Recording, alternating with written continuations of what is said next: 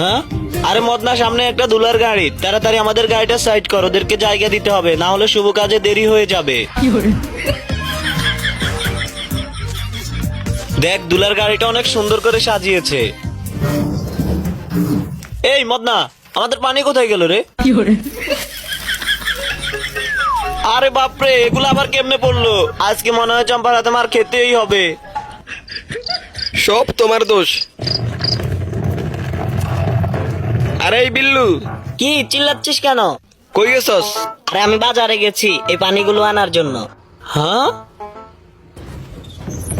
আর তোরা দুইজন কই গেছস? আরে আমরাও তোর মতো বাজারে গেছিলাম পানি আনতে।